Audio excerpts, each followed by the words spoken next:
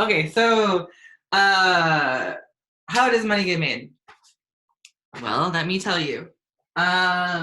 In most nations with the national money, what happens is there's a separation between the government and the central bank. So the central bank gets the money that is printed at the mint, gets minted, and then given to the central bank, and gets pushed out into the economy, into the hands of people, generally in one of two ways. The first way, most common way, well, I don't know about that. Okay, so the one way is the central bank uses monetary policy. So it'll push out money itself by giving that newly minted money to banks. The video this week talks about this, giving the money to banks and then having the banks loan that money out to people. So when people have the money, then they can use that to spend. And people spend on their consumption. That increases GDP going in one direction, actually.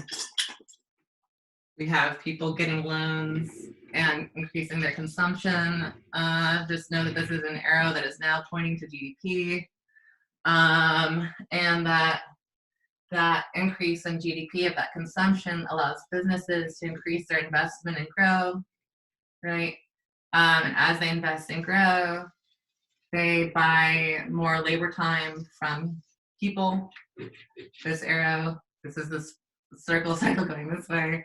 And when people get hired more, they have more wages, they can consume more, right? GDP grows, businesses grow, people get more wages and they buy more.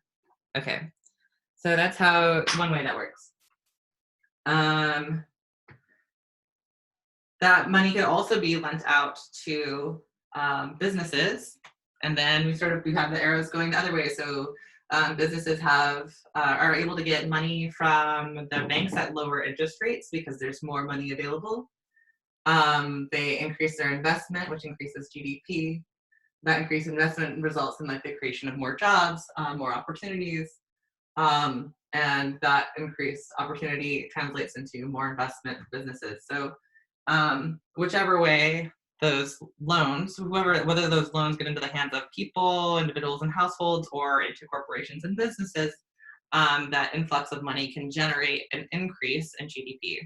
That's called expansionary policy. So it's a big increase all over. So that's one way. And the other way that money can be put into the economy is if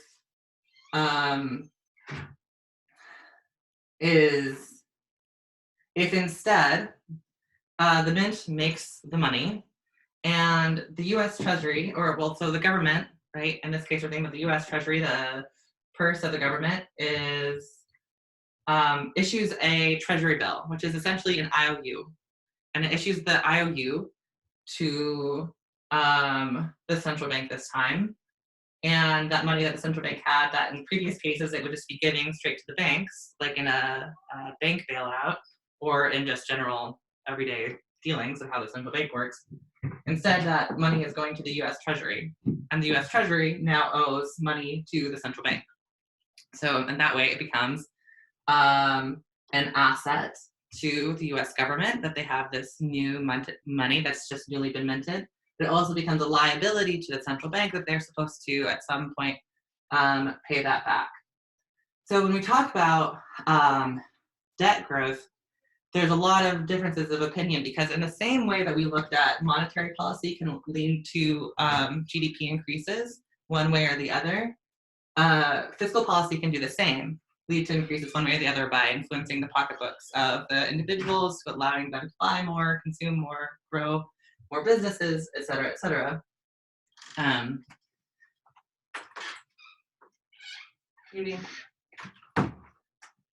Sorry, the cat. So just in the way that monetary policy allowed for growth in these circles, fiscal policy can do the same. However, it comes at a cost, and that cost is government debt. Okay, so on the government debt side,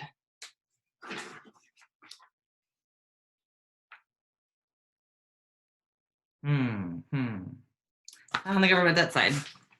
Okay, so I'm going to share with you Great. So, all right, we've talked before, the US debt is in the trillions, right? So that's a huge number. And so there's definitely a reason for concern into getting into more debt.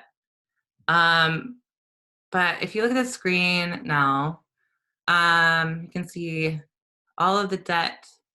This is sort of the list of the top 10 debtors of countries in the nation in 2020. And we have US at number 8 with 19.23 trillion in US dollars. And so all of these others are in their domestic currency and then also translated into US dollars over on the side. And Japan is actually our top debtor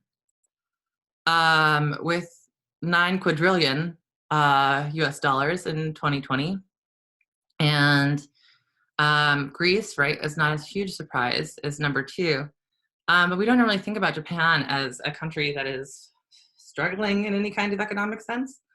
And if you look at the debt to GDP ratio, so when you think about our, actually, let me come back. When you think about our bathtub model, we can say, well, I got rid of that, huh? When we think about our bathtub model, we have some amount of wealth living in our bathtub. We have some amount of consumption flowing out and some amount of income coming in. So when you think about a debt to GDP ratio, you're looking at the debt, so this negative value here, total accumulation over years, this negative value that we have to pay off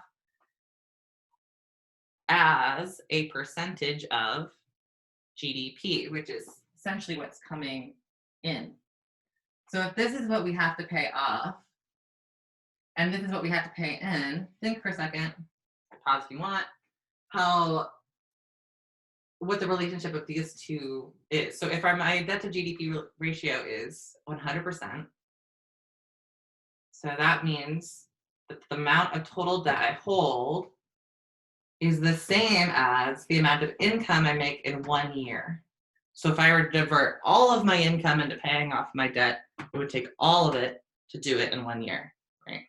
So that's the way to think about that.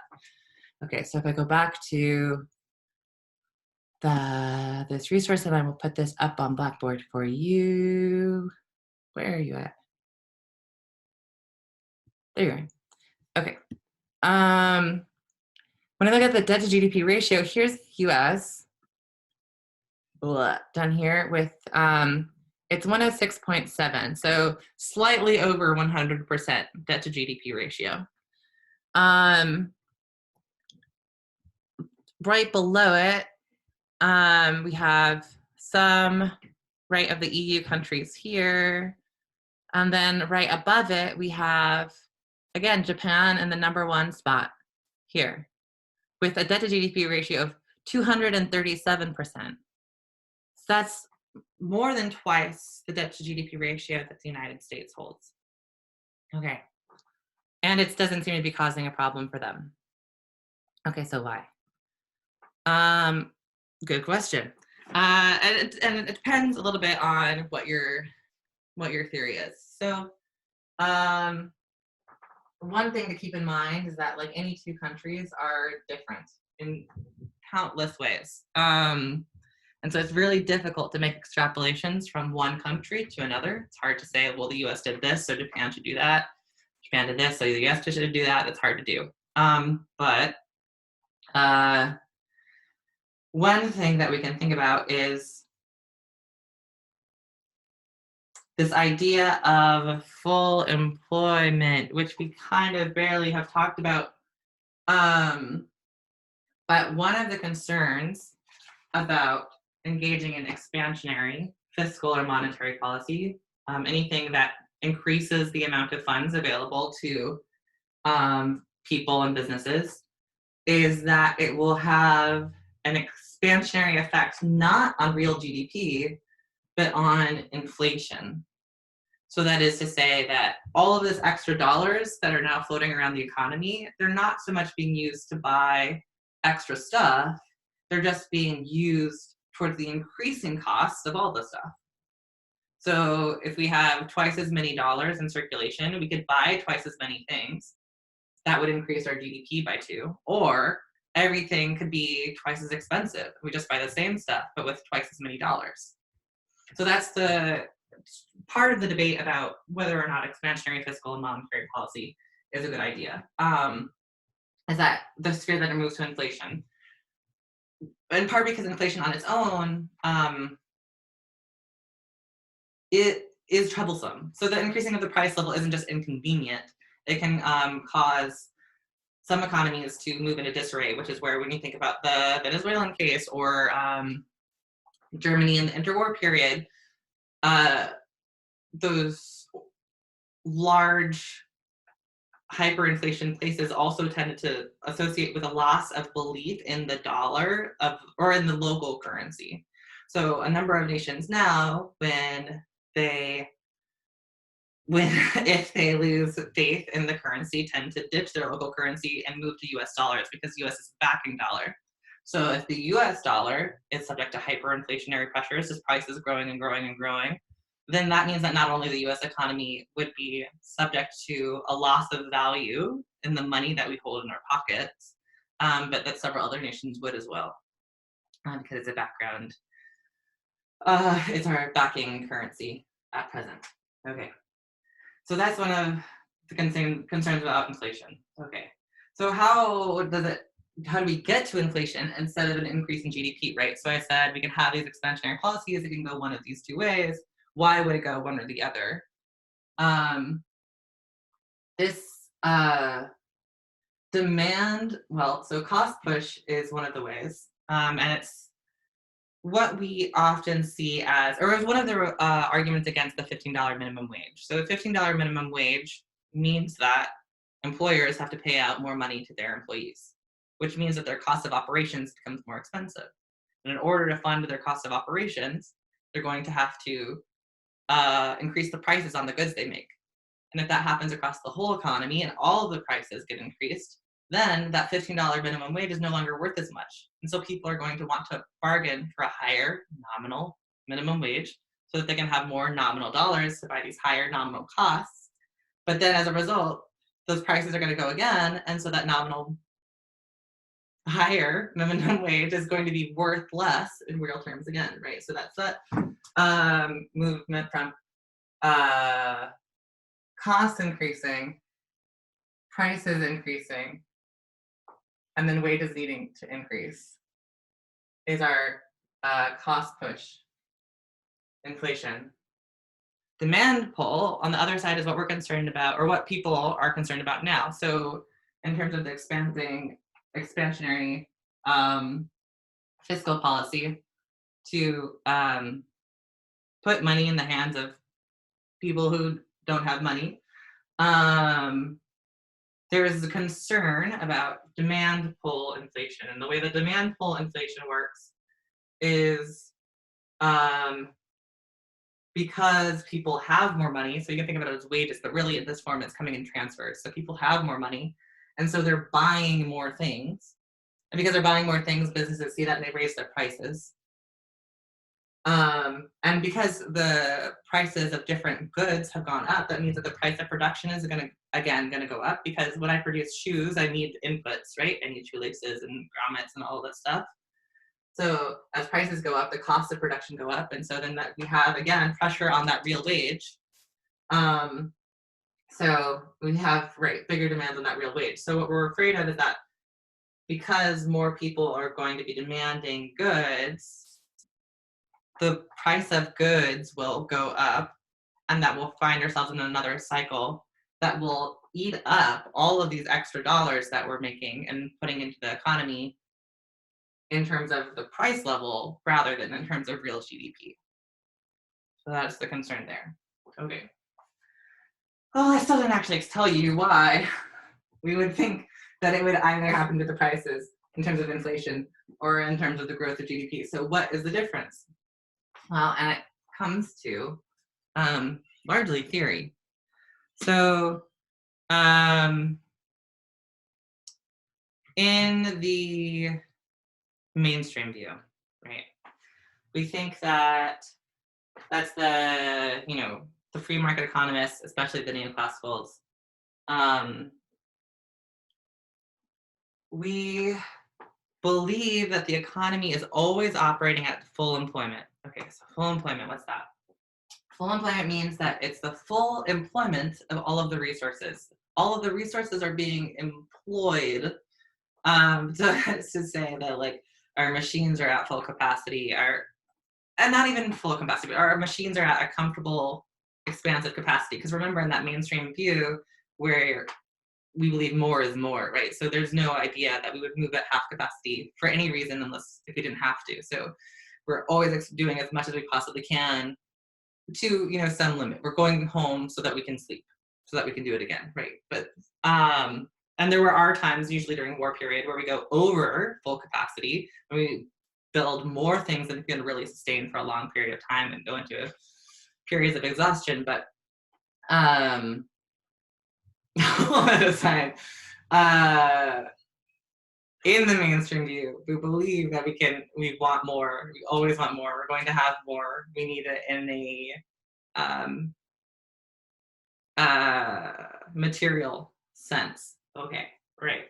So it makes sense if you believe that that's how individuals exist, and right, methodological individualism means that as like not only do we want more, but our individual wantings of more mean that on the aggregate we're always going to make more. So as a result, on the full economy, the full nation sense, we're operating as best as we can. Okay, all that to say, all of the things, all of the resources are being used as much as they can within reason so that we can go to bed and sleep. Okay, when that happens and we inject money into the economy, we can't actually buy more things because we can't make more things.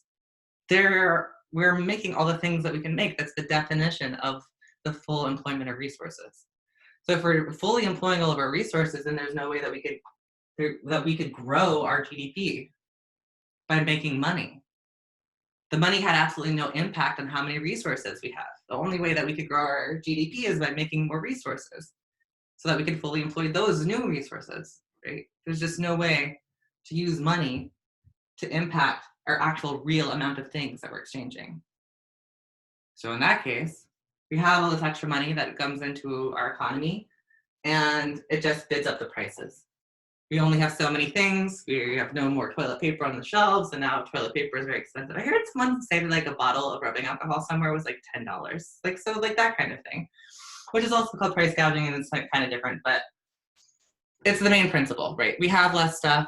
People want the stuff. This is our whole scarcity conversation, right? When we want more of the things, but we can't all just get it, tends to bid the prices of things up. Okay, so in the mainstream theory, expansionary policies, be it fiscal or monetary, only create inflation, do not create real GDP. Okay, so that's the one side. So that sounds pretty bad. So why even try? Well, think about it. Okay. Okay, so why even try? Well, here's the thing. If we believe that our economy is fully employing all of our resources as best as it can, then right, it makes sense. We can't make that much more. But that assumption is in question. So when we talk about agreeing or disagreeing with somebody, this premise, this idea that we're always operating at full employment, take it or leave it. So there are people who say that doesn't make any sense, particularly in a economic downturn. So like following the 2008-2009 crisis, or now, where a large part of our labor force is not working. We might believe that there's actually quite a lot of room until we get to that point where we can't grow this GDP anymore and all of that extra money becomes inflationary. And that's like pretty much fundamentally the difference. So that's one part of it. The other part of it is how much, right? So the first part, in sum, the first part is a disagreement about whether we are at presently full employment. So that's the first point of disagreement. The second point of disagreement, I've lost. What was the second point of disagreement? We were talking about, you can write some notes. I will get this real fast.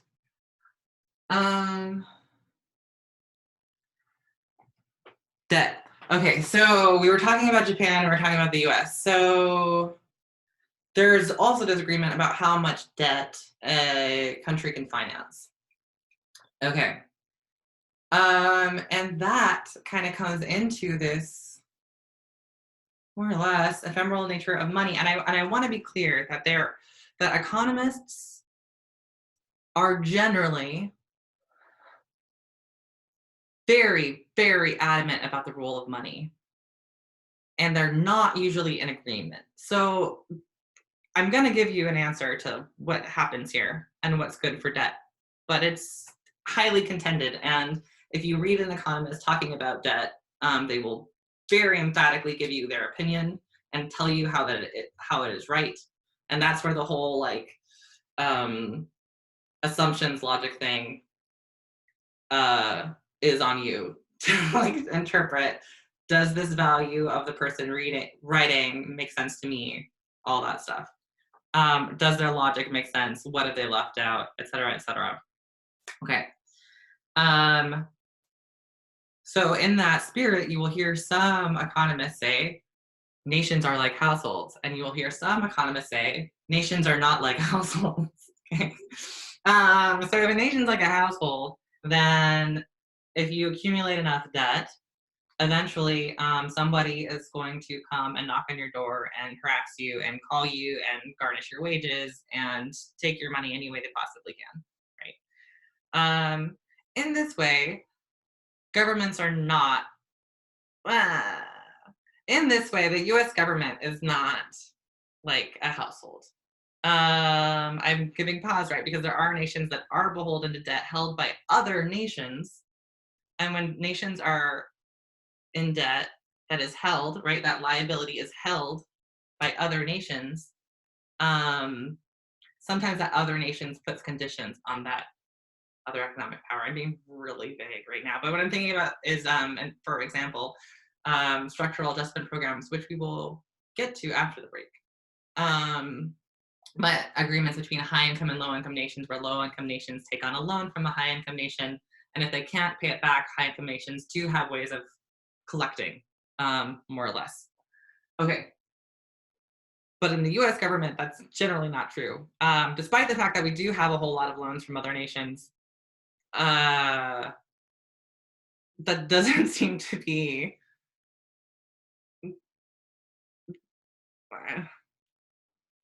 it does